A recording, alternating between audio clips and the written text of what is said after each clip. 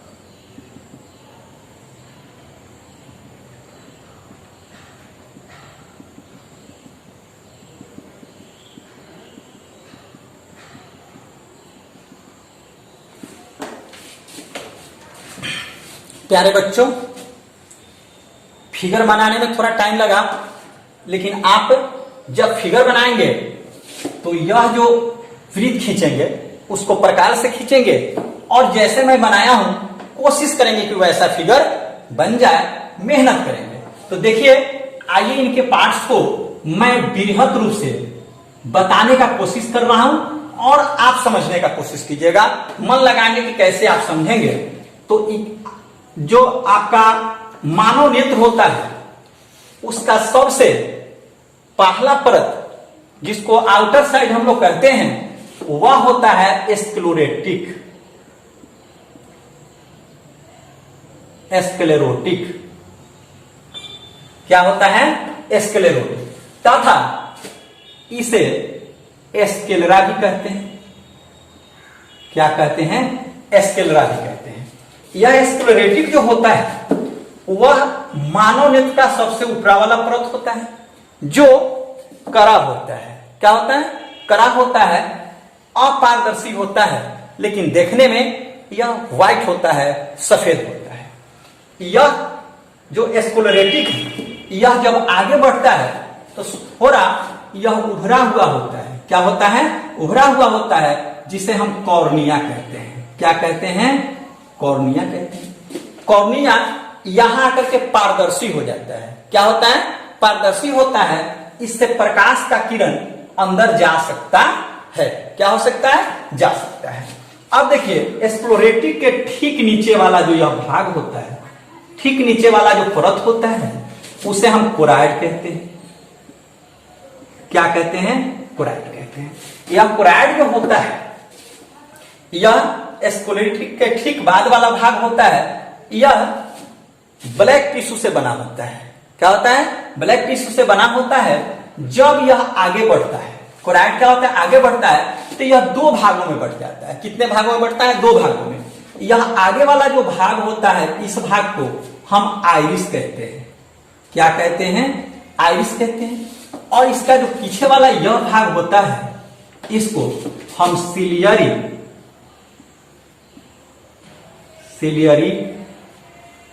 Muscles कहते हैं। क्या कहते हैं? सिलियरी मसल्स कहते हैं। यह सिलियरी मसल्स होता है, सिलियरी पेशिया भी इसको हिंदी में हम कहते हैं।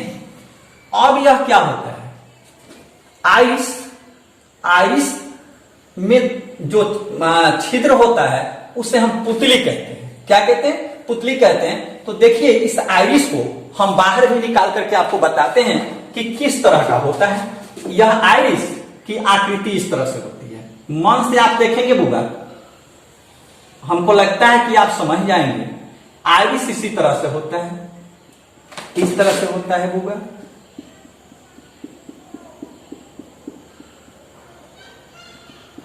यह आइरिस की आकृति होती है जो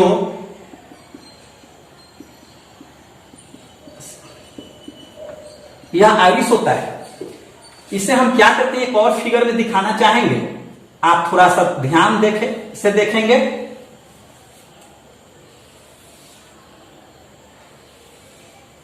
देखिए,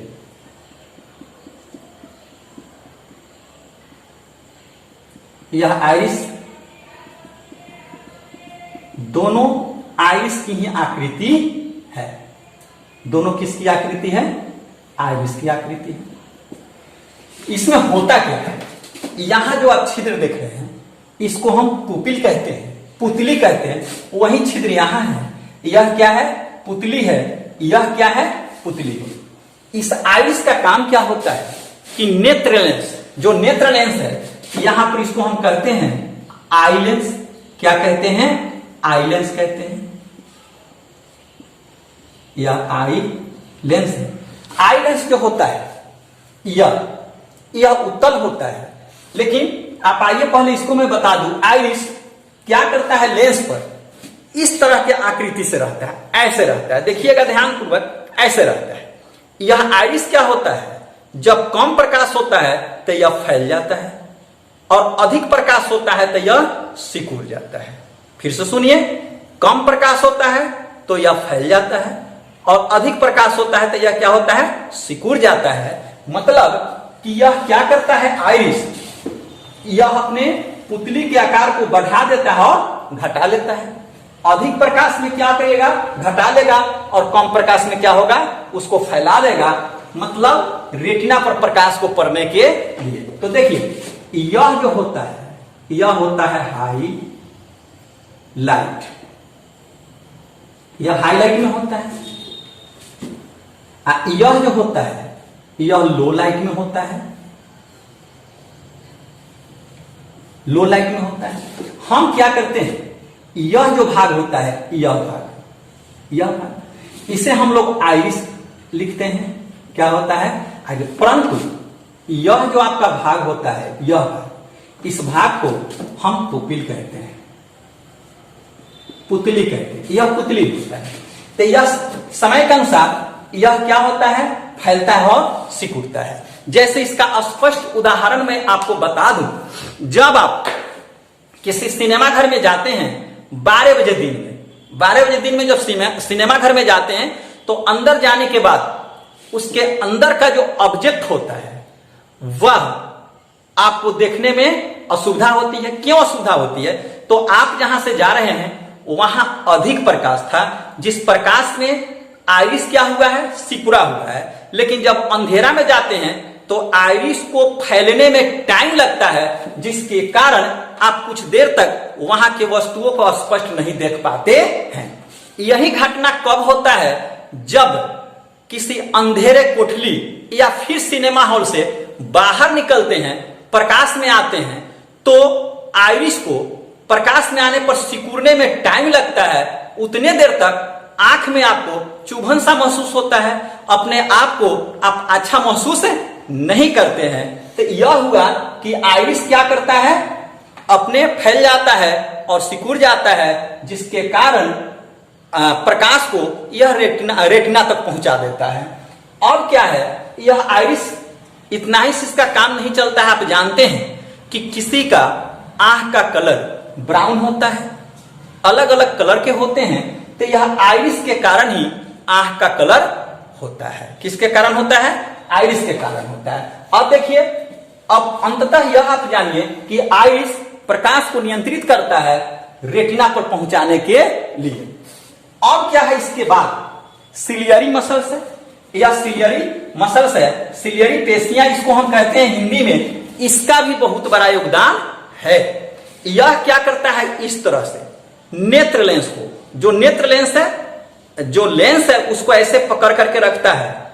अब इस सिलियरी पेशियां में होता क्या है कि ऐसे यह सिकुड़ता है और फैलता है। इसके सिकुड़ने और फैलने से यह नेत्र लेंस जो है वह मोटा हो जाता है या पतला हो जाता है। आप जानते हैं कि जो पतला लेंस होता है उसकी फोकस दूरी अधिक होती है, और जो मोटा लेंस होता है उसका फोकस दूरी क्या होता है, कम होता है। तो इस सिलियरी पेशियां अपने फैलने और सिकुड़ने से नेत्र लेंस की वक्रता को बढ़ा देता है या घटा देता है। इस परिस्थिति में दूर के वस्तु का भी और निकट के वस्तु का भी प्रतिबिंब रेटिना पर ही बना देता है। यह सिकुड़ने और फैलने की जो घटना होती है, उम्र बढ़ने के साथ साथ यह कम होता है। मतलब जल्दी से सिकुड़ता नहीं, जल्दी से फैलता नहीं है। यह सिलियरी पेशिया में अपना यह लोच खो देता है, जिसके कारण जब उम्र बढ़ता है तो हमें दृष्टि दोष उत्पन्न हो जाता है। किसके कारण होता है, सिलियरी पेशिया के कारण भी दृष्टि दोष उत्पन्न हो जाता है। तो अब देखिए, यहां तक हम पहुंच गए हैं। यहां जो होता है, यह जो खाली भाग आपको दिखाई दे रहा है, खाली भाग, इसमें द्रव भरा होता है। क्या भरा होता है, द्रव भरा होता है, जिसको इक्वस हिमस हम लोग कहते हैं। जलीय द्रव इसको कहते हैं। यह जलीय द्रव होता है। यह क्या करता है, नेत्र गोलक को घुमाने का काम करता है, लुब्रिकेंट का काम करता है, जिसके कारण नेत्र गोलक घूमता रहता है। थोड़ा सा आप आगे बढ़ेंगे तो यहां भी यह खाली स्थान है। क्या है, खाली स्थान है। इस खाली स्थान में भी द्रव भरा रहता है। क्या भरा रहता है, द्रव भरा रहता है, परंतु यह द्रव पारदर्शी होता है। क्या होता है, पारदर्शी होता है। जिसे हम कचाव द्रव कहते हैं, तथा इसे इंग्लिश में हम विट्रस ह्यूमर कहते हैं।